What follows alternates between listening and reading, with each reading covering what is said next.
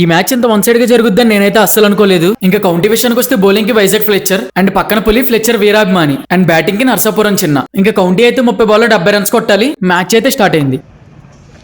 First ball గాల్లోకి పెద్ద flight 6 runs. Batsmen reverse sweep కి ట్రై చేశాడు. It's A dot ball. Ball straight గా ఫీల్డర్ దగ్గరికి, సింగిల్ రన్ మాత్రమే. బాల్ నేరుగా బౌలర్ దగ్గరికి, అగైన్ డాట్. ఈసారి స్ట్రైట్ గా ఆఫ్ సైడ్, సింగిల్ రన్ మాత్రమే. ఈసారి బాల్ మిస్ అవ్వలేదు, డైరెక్ట్ బౌండరీ అవతలకి 6 రన్స్.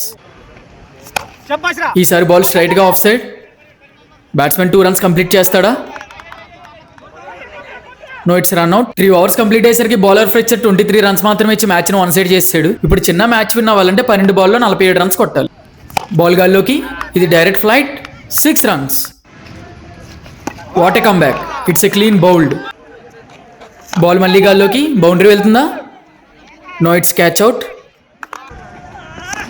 బాల్ స్ట్రైట్ గా ఫీల్డర్ దగ్గరికి, సింగిల్ రన్ మాత్రమే.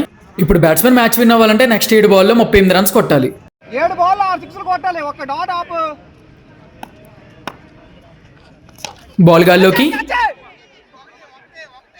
Catch out. Batsmen next ball wicket ఇవ్వడం వల్ల బౌలర్ ఫ్లెచర్ మ్యాచ్ ని వన్ సైడ్ గా విన్ అయ్యాడు. మీరు next time Vizag Pinnacle grounds కి వెళ్తే పులిని కలవడం మాత్రం మర్చిపోకండి. ఎందుకంటే పులితో ఎంటర్టైన్మెంట్ మామూలుగా ఉండదు. వీడియో నచ్చితే లైక్ చేయండి అండ్ అలానే పేజ్ ని ఫాలో కొట్టి సపోర్ట్ చేయండి. అండ్ ఫాలో కొట్టిన ప్రతి ఒక్కరికి థ్యాంక్ యూ సో మచ్.